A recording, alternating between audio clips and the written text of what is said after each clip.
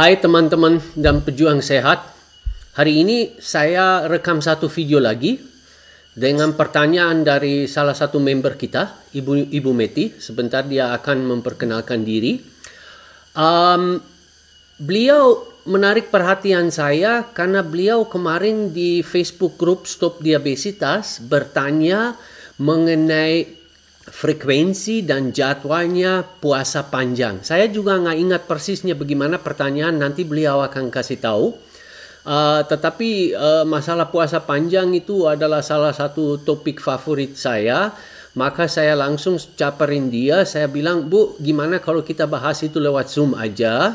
Dan tahu-tahu orangnya langsung mau aja. Nah, habis itu aku check out Facebook profilnya dia segala macam. Dia tuh orangnya sudah profesional, udah muncul berkali-kali di YouTube segala macam. So, ya kira-kira begitulah. So, kita akan membahas sedikit mengenai puasa panjang.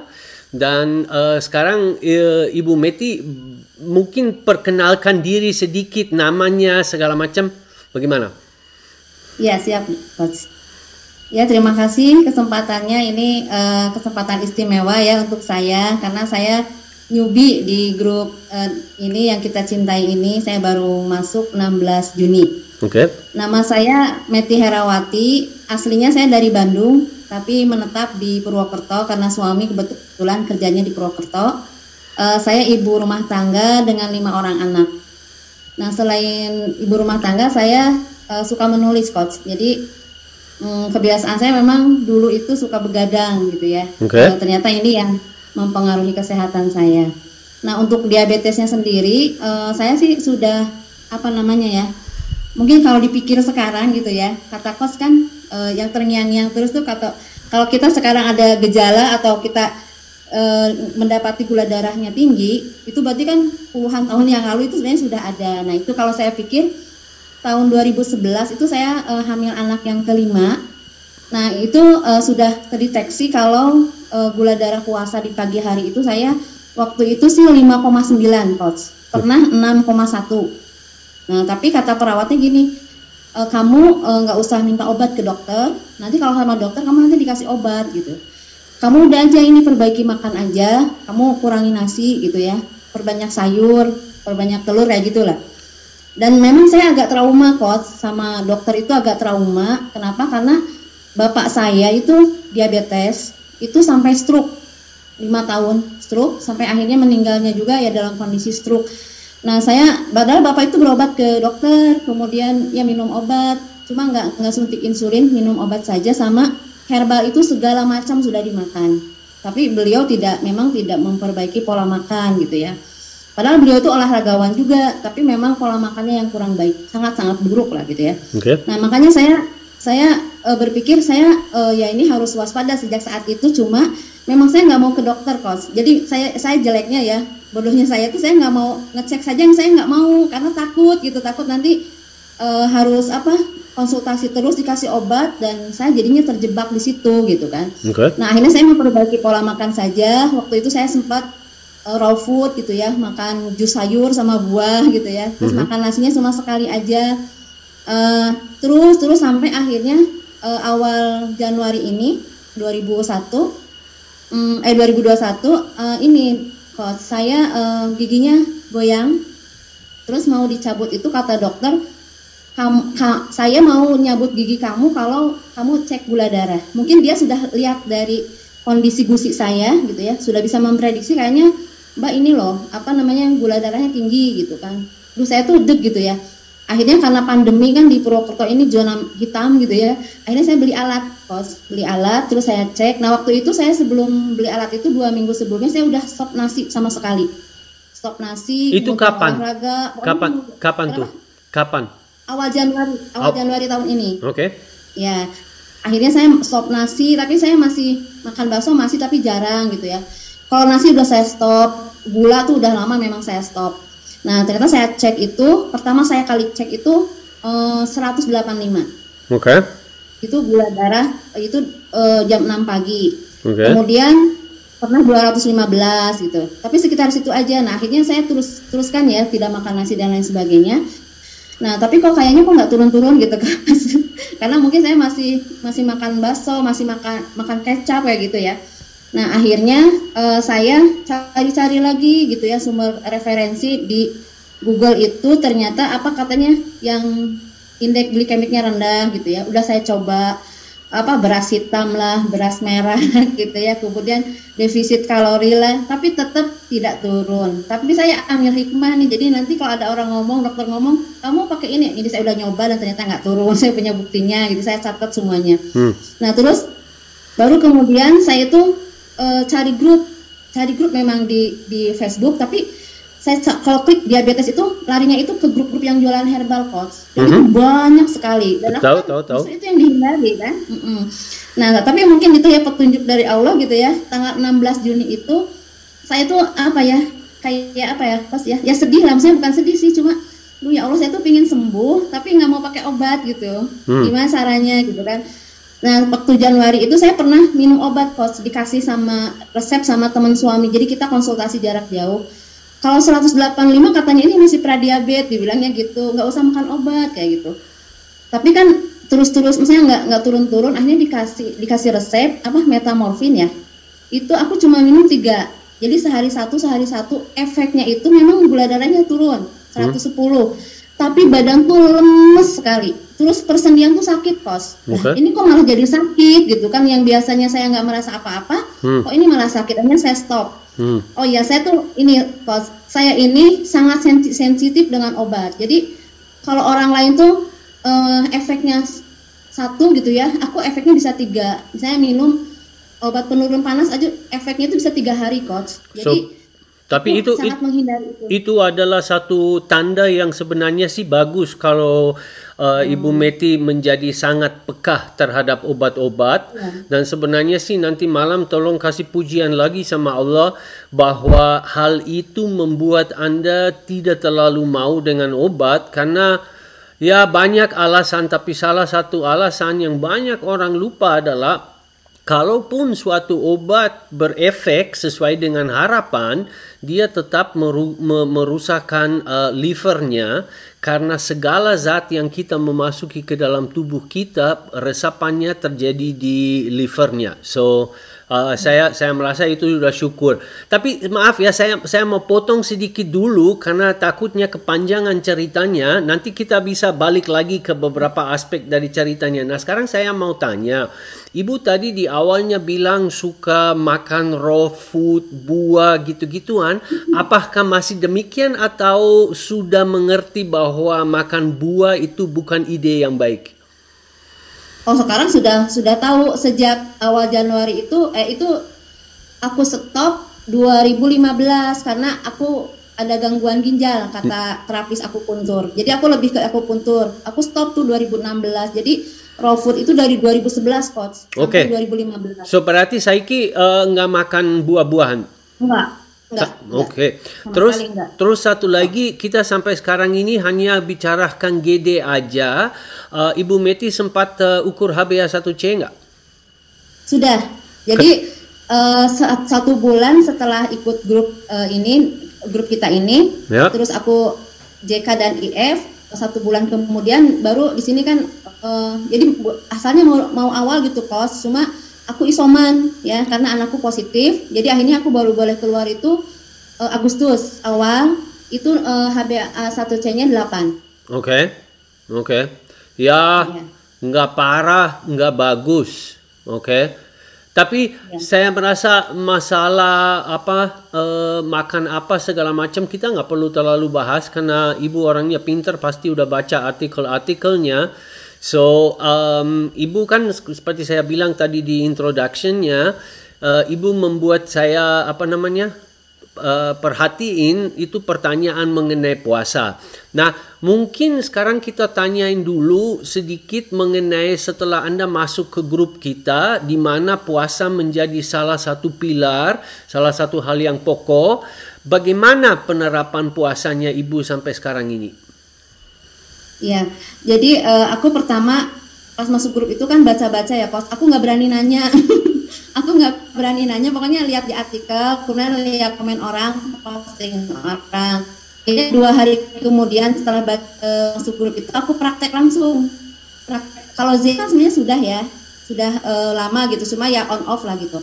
Nah IF-nya ini, aku ya Allah ini berarti yang jawaban yang aku cari gitu. Aku belum pernah puasa kesehatan. Akhirnya tanggal 18 itu aku langsung praktek sampai kemudian 16 jam terus. Pokoknya aku bertahap sampai kemudian bisa naik 18 jam. Okay. Kemudian bisa naik lagi 20. Nah pas udah 20 itu GD aku turun hampir mendekati 100 coach, ya lupa ya pastinya. Coba hampir mendekati 100 itu seneng banget kan. Nah kemudian aku tuh pelajari ya, misalkan orang ada yang posting nih HbA1c-nya udah bagus, aku langsung lihat jejak history dia di grup kita itu apa saja yang dia lakukan. Nah aku dapat Bu Yeti. Kenapa aku milih Bu Yeti? Kayak Mbak Mai itu kan juga bagus, tapi Mbak Mai kan jauh umurnya dari aku. Mungkin aku mboknya. Nah Bu Yeti ini yang seumuran. Nah berarti kata aku ini nih yang harus aku jadikan teladan banget gitu ya. Profil aku banget ini karena umurnya sama. Kemudian Bu Yeti juga nggak bisa olahraga banyak gitu ya.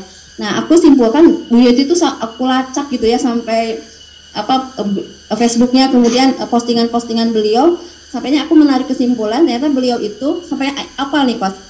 Beliau itu puasa 24 jam selama 1 bulan ya itu. Kemudian puasa 36 jam beberapa kali. Kemudian beliau puasa 45 jam. Nah, ini mungkin aku harus seperti ini gitu loh, Kos. Akhirnya aku memberanikan diri. Nah, kalau yang aku rasakan ya kalau puasa basah itu 20 jam aja aku udah kewalahan. Maka aku combine dengan puasa sunnah. Jadi puasa Senin Kamis gitu, tapi aku nggak sahur, Kos. Jadi makan malam terakhirnya sorenya itu jam 5, kemudian aku nggak sahur, hanya minum air putih aja.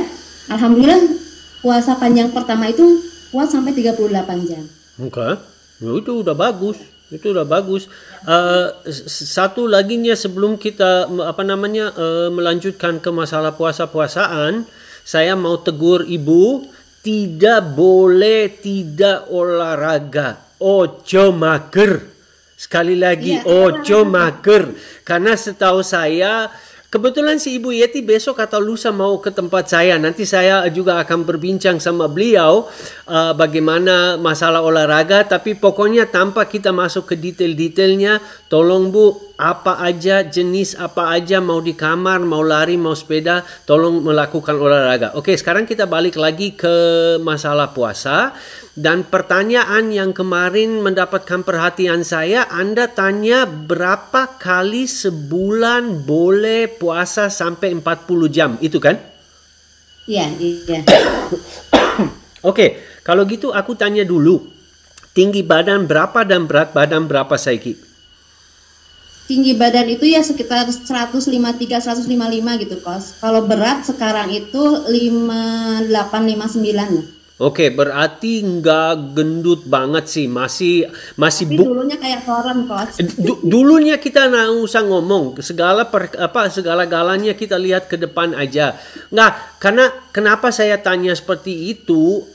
Karena orang-orang yang gendut banget, kita nggak usah sebutin kilonya segala macam. Dia sebenarnya punya simpanan lemak yang sebenarnya bisa bertahan berminggu-mingguan pun. Bukan saya bilang kalian harus puasa berminggu-mingguan, tapi pertanyaan saya kepada Ibu Meti bertujuan untuk melihat tingkat kegendutannya bagaimana. Tapi saya merasa nggak terlalu gendut banget, tetapi buncitnya pasti ada. Oke. Iya betul. Oke. And itu satu hal, saya pasti nanti pada kesempatan lain akan lebih detail mengutarakan mengenai gendut. Kenapa ada orang yang bisa gendut sampai gila, sedangkan ada yang lain yang nggak terlalu gendut banget, tetapi HbA1c dan gula darahnya tinggi sekali. Itu ada beberapa faktor genetis. Pokoknya satu hal yang saya mau kasih tahu sama Ibu Meti maupun sama teman-teman yang nonton ini, jangan terlalu dikaitkan tingkat kegendutan dengan keparahan diabetes. Karena bisa saja orangnya cuma buncit sedikit aja, tapi gula darah dan diabetesnya parah. Oke, tapi saya mau langsung menjawab pertanyaan Ibu. Sebenarnya untuk puasa itu bukan kayak obat, kamu harus setiap hari sekian atau apalah, itu agak sulit. Namun kalau kita hanya bicarakan sekedar 40 jam saja, hal kecil Bu, kecil, enggak masalah. Sebenarnya sih itu sesuai dengan kekuatan. Saya merasa kalau ada orang yang misalnya HbA1c 10 ke atas, walaupun saya tahu ibu tidak sedemikian, tapi kan ada penonton lain, dan dia cukup gendut, namun badannya masih cukup termasuk fit, kalau dia sekali seminggu berpuasa 2 hari, itu sih nggak masalah. Ya. Berpuasa asal Anda minum ya. Karena itu juga penting sekali, karena banyak orang suka mencampurkan masalah agama dengan masalah kesehatan. Yang saya bicarakan di sini adalah puasa di mana kita tetap minum. Mungkin Anda akan sedikit kecewa dengan dengan jawaban saya, tapi saya bilang Bun, terserah. Ya, dan bahkan sekarang senyumnya pasti akan jadi lebih lebar lagi. Bahkan kalau kuat, rasanya enak, di alat ukur gula darahnya lihat, waduh, gue udah dapat sampai 90, 80 atau apa, dan ibu mau setiap minggu, nggak masalah. Cuman ini hemat saya, ya. Kalau ibu punya pilihan antara 2 kali sebulan 48 jam atau sekali 72 jam, aku suruh 72 jam. Ya, bedanya sih nggak terlalu jauh, namun ada beberapa manfaat. Ya, saya mau sentuh singkat saja. Ibu pasti orang pintar udah pernah dengar autofagi kan? Ya. Ya. Tanpa panjang tentang autofagi adalah satu proses di mana tubuh merawat diri. Dan ternyata riset menunjukkan bahwa autofagi baru mulai kencang sekitar 36 jam dan biasanya mencapai puncaknya di sekitar 72 jam ya. Namun kembali lagi itu penting sekali. Kalau ibu merasa lebih nyaman dengan 2 atau bahkan 3-4 kali per bulan melakukan antara 40 sampai 48 jam daripada 3 hari, monggo ya. Bedanya seperti saya katakan tadi agak tipis ya. Cuman kalau memang ada orang yang mau benar-benar optimizing yang terbaik-baiknya menurut ilmunya, lebih panjang lebih bagus. Ya, itu aja menurut saya sih mengenai pertanyaan ibu. Yang jelas 2 kali per bulan, walaupun ibu sudah bukan daun muda lagi, tetapi saya 100% yakin sama sekali nggak masalah. Saya juga pada kesempatan ini mau kasih satu tip kepada Ibu Meti dan kepada kawan-kawan lain. Kalau kalian puasa lebih daripada 36 jam atau bahkan sampai 72 jam, jangan lupa pada minuman apapun yang kalian konsumsi kasih sejumput garam. Ya, karena itu satu-satunya zat yang tubuh bisa mengalami sedikit kekurangan. Itu hanya sebagai bonus tip aja. Ya, kira-kira begitulah mengenai puasa panjang. Dan saya senang banget karena kebanyakan orang dia lebih suka di grupnya, aduh 18 jam saya sudah sakit kepala, keliangan, bla bla bla. Sedangkan Ibu Meti langsung berani, oh saya boleh sampai berapa kali ya. So sekali lagi rangkumannya 2-3 kali tidak masalah sama sekali lah. Tapi itu juga demi lengkapnya untuk kawan-kawan lain. Kalau misalnya tujuan kesehatan sudah tercapai, misalnya HbA1c udah turun sampai 5,6 atau apa, tidak beralasan untuk meneruskan puasanya. Namun saya pun kan orangnya juga sudah HbA1c kebanyakan 56, 57 atau apa. So sebenarnya sih nggak beralasan. Tapi saya masih tetap nggak tahu sih 2 kali 3 kali setahun saya melakukan antara 72 sampai 100 jam dan saya kurus ya. termasuk untuk orang-orang Indonesianya semuanya bilang, "Woi, kamu kurus banget, kurus apa namanya kekurangan gizi segala macam." Tapi kalau ada orang yang bilang seperti itu, saya ajak, yuk kita push up atau kita bersepeda, nanti kita lihat siapa yang menang dan yang kalah. Kira-kira begitulah jawabannya terhadap pertanyaan Ibu. Masih ada pertanyaan lain yang seputar puasa panjangnya? Ya, terima kasih Coach. Nah ini kalau yang puasa panjang misalnya seminggu sekali ya Coach ya, kita kan ada kalori apa ya, harus memenuhi kebutuhan kalori harian. Tidak. Karena apa? Ibu walaupun nggak gendut banget, tetapi ibu masih memiliki ya somewhere di antara 15 sampai 20 kilo lemak. 15 sampai 20 kilo dari berat badan Anda itu masih lemak. Dan itu nggak usah khawatir ya. Sama sekali tidak, karena dengan kita anggap rendah aja. Taruhlah Anda cuma punya 10 kilo lemak. Dengan 10 kilo lemak, walaupun saya sekarang lagi nggak ada kalkulator, tapi secara teori itu cukup untuk bertahan sebulan lah. Ya, itulah fungsinya tubuh kita menyimpan lemaknya, karena orang di zaman dahulu kala mereka kadang-kadang memang tidak punya makanan selama beberapa hari atau apa. So kekurangan gizi itu Anda sama sekali tidak perlu khawatir. Cuman istri saya lagi tunjukin sama saya spanduk besar ganti vitamin dan mineral. Yang beliau maksudkan adalah bisa terjadi kekurangan vitamin dan mineral kalau kita entah terlalu lama berpuasa atau terlalu sering.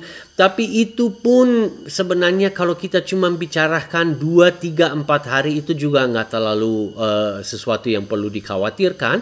Tapi nanti pada saat refill, ya menurut hemat saya yang terbaik untuk isi kembali vitamin sama mineral itu kaldu sapi yang kita bikin sendiri. Ya, maaf ya saya tadi potong. Ibu silahkan terusin kalau masih ada yang mau ditanyakan. Kira-kira pokoknya kekurangan kalori sama sekali tidak perlu dipikirkan atau dijadikan masalah.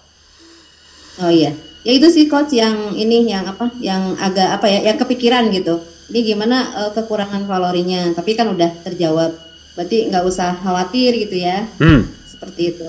Nah, Coach, kalau misalnya ini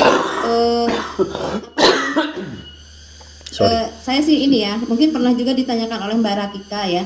Tapi saya juga ingin menanyakan ya, kalau misalkan ada kasus yang diet seperti kita ini, kemudian dia kekurangan nutrisi, nah itu karena apa, Coach? You bilang sama saya dulu yang dimaksudkan dengan kekurangan gizi dan nutrisi apa? Misalnya ada yang akhirnya itu ada gangguan saya sih pernah baca ya, ada yang gangguan jantung gitu, kalau sampai dia akhirnya nggak diet seperti kita lagi gitu. Tapi kan kita nggak tahu ya, misalnya dia apa ada kebiasaan sebelumnya, apa ada yang dia nggak bilang gitu kan. Nah saya juga berpikir seperti itu. Cuma kalau saya sih menyimpulkan sekarang setelah diet zero karbo ini justru badan merasa lebih sehat gitu. Tapi ada teman yang bertanya, ini gimana ada yang kasus ini gitu. Nah saya nggak bisa jawab. Oke, begini, orang tuh suka keliru ya. Dia punya keluhan apa dan dia kebetulan zero karbo sama puasa, langsung dia kaitkan itu pasti gara-gara dari sana. Padahal itu sama sekali belum tentu. Bisa saja, tetapi saya pasti akan tanya, lu tahu dari mana emang ya? Nah, dan satu lagi Bu, kita makan untuk dua hal. Makronutrien itu bahan bakar, entah lemak, karbohidrat, atau protein. Dan mikronutrien yang berupa vitamin sama mineral. Makronutrien kita tadi udah bahas. Udah nggak usah diomongin karena kita punya cadangan untuk berminggu-minggu berpuasa secara teorinya. Itu sih sama sekali nggak masalah. Secara makronutrien, ketakutan bahwa tubuh tidak akan memiliki cukup banyak bahan bakar itu sama sekali tidak beralasan. Mikronutrien, ya, karena tubuh memang membutuhkan banyak sekali vitamin dan mineral. Tetapi sekali lagi, kalau cuma berpuasa 2 sampai 3 hari, kekurangan mikronutrien itu juga sangat amat kecil. Namun kalau orang melakukan sering atau lama, 70 jam, 100 jam atau bahkan lebih daripada itu, ya terutama garam, karena itu sodiumnya yang dibutuhkan.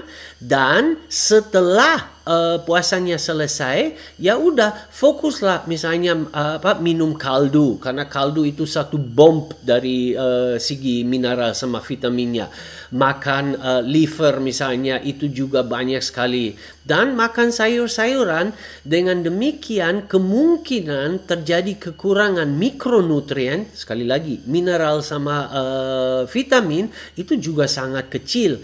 Karena sesungguhnya saya kan selalu bilang di grup dan di dalam tulisan saya tidak rekomend orang berpuasa lebih daripada 3 paling 4 hari. Ya, sebenarnya sih saya nggak mau bilang begitu, tetapi justru saya ada sedikit aja ketakutan bahwa orang misalnya mengalami kekurangan vitamin sama mineral, karena sebenarnya kalau dia didampingi sama tenaga medis yang benar-benar mengerti mengenai hal itu, mau puasa seminggu, 10 hari, 15 hari bukan hal yang besar. Ya, so saya merasa dengan rencana ibu, karena ibu kan tanya tadi saya boleh berapa kali sebulan, misalnya 1,5-2 hari atau apa, saya merasa mikronutrien pun nggak akan menjadi sesuatu yang Anda harus ambil pusing. Sekali lagi, kaldu, sayur yang berjenis-jenis nggak akan menjadi masalah. Iya, siap, Coach. Apa meneh?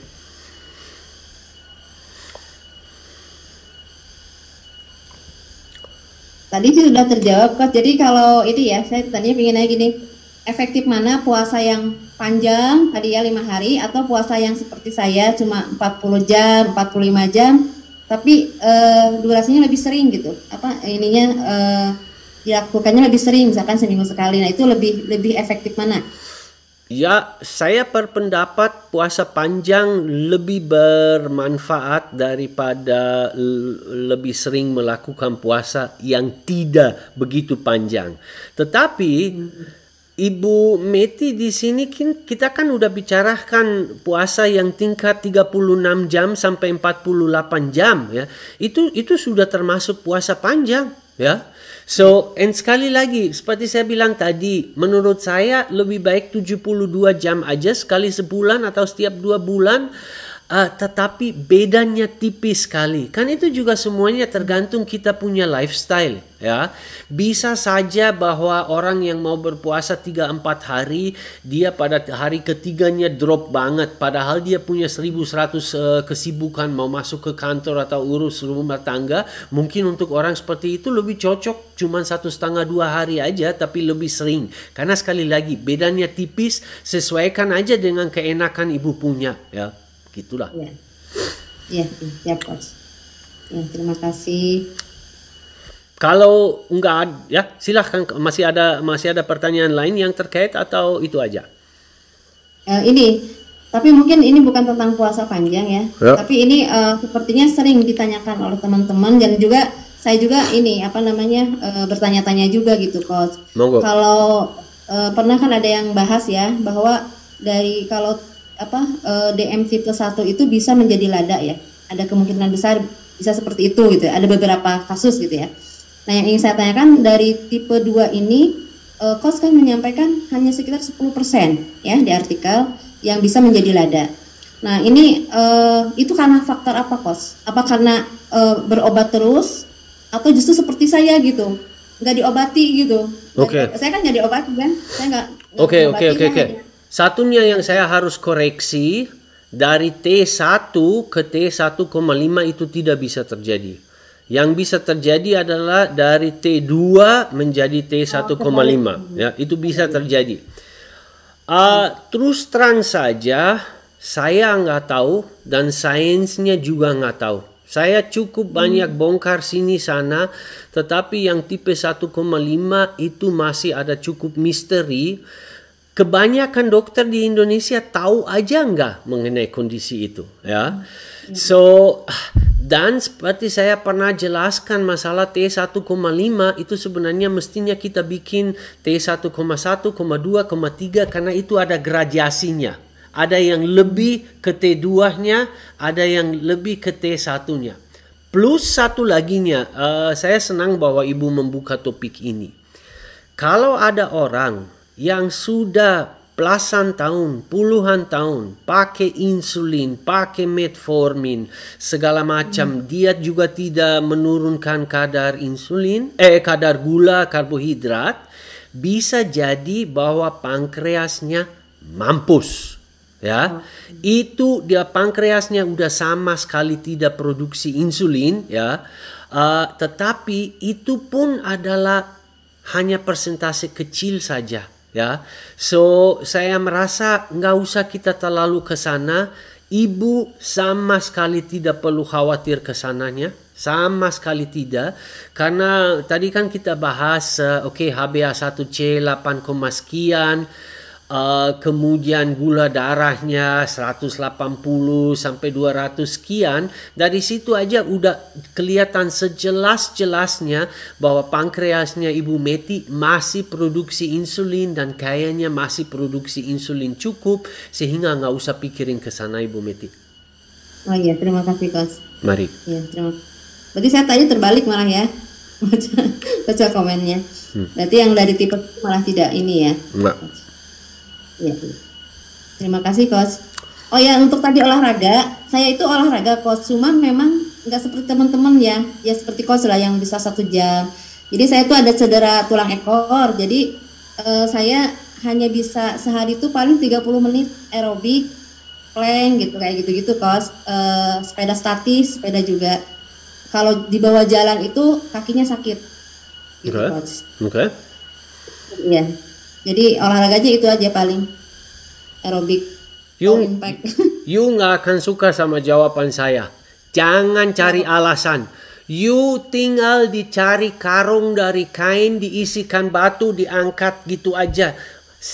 Itu boleh ya? Ribuan, bahkan saya bilang 10.000 caranya untuk melakukan olahraga.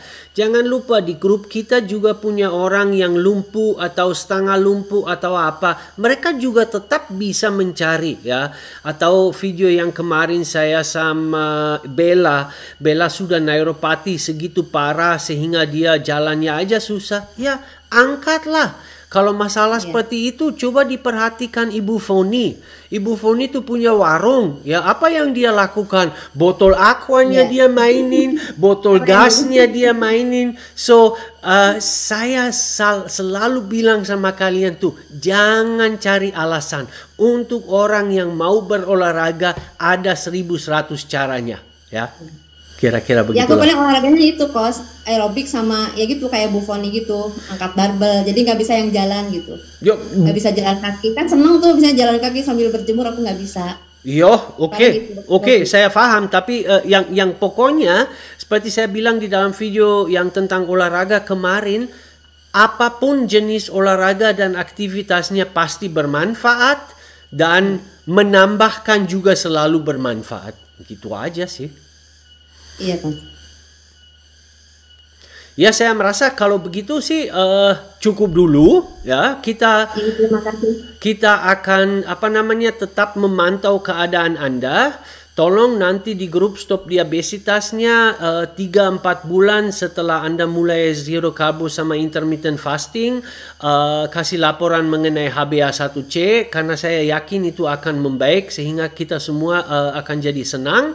Olahraga diteruskan, puasanya ya nanti juga tolong di-sharing sama teman-teman karena di grupnya masih ada jauh terlalu banyak orang yang takut, yang punya pikiran, aduh saya 2 hari nggak makan, saya pasti mampus segala macam. Maka saya sangat berterima kasih kepada siapapun yang memberanikan berpuasa 2-3 hari, karena kalau saya pasang puasanya saya yang 100 jam, mereka pikir aku adalah makhluk dari luar angkasa, padahal juga manusia. mungkin dengan melihat orang seperti Ibu Meti, oh ya ini orangnya kayak saya, ya berarti kalian juga bisa. Ya, kira-kira teman-teman begitulah videonya hari ini. Bagi teman yang masih belum menjadi anggota dari Facebook Group Stop Diabesitas, nanti coba lihat di bagian deskripsi ada linknya kepada grup. Mudah-mudahan Anda bisa join. Dan saya cuma punya satu pesan sama kalian, tolong bagi teman-teman yang suka sama video ini dikasih like, dan kalau kalian subscribe saya tambah senang. Kira-kira begitulah, sampai berjumpa lagi pada acara serupa. Bye.